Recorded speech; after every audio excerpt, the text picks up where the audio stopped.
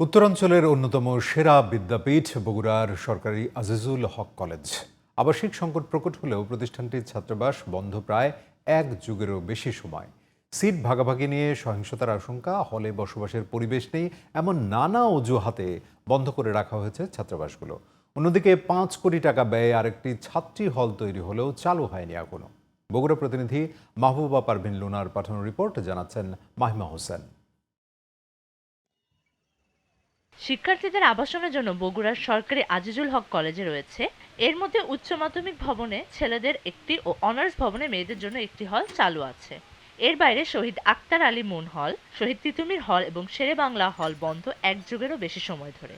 অন্যদিকে ৫ কোটি টাকা ব্যয়ে আরেকটি ছাত্রী হল নির্মাণ করা হলেও চালু হয়নি এখনো। ফলে দূর দূরান্তের শিক্ষার্থীরা পোহাচ্ছেন চরম ভোগান্তি। কয়েকবার হলগুলো মেরামত করা হয়, কিন্তু তারা চালু করে না।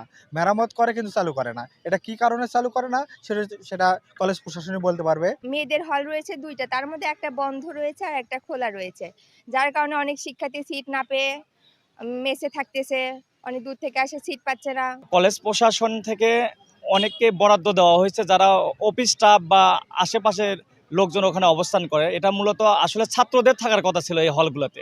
যত দ্রুত সম্ভব ছাত্রাবাসগুলো খুলে দেওয়ার চেষ্টা চলছে বলে জানালেন কলেজ অধ্যক্ষ। বর্তমান পরিবর্তিত সময় নতুন বাংলাদেশে এর একটি সুন্দর উন্নয়নের ছাপ আমরা দেখতে পাবো। ছেলেদের ক্ষেত্রে যে হলগুলো বিদ্যমান ছিল সেই হলগুলোর দীর্ঘদিন অব্যবহার করার ফলে এগুলো ব্যবহার উপযোগী করতে কিছুটা সময় লাগছে। দুর্ভোগ নিরসনে অবিলম্বে ছাত্রাবাস চালুতে প্রয়োজনীয় পদক্ষেপ নেওয়ার দাবি শিক্ষার্থীদের। Mahima Hossain, GTV news.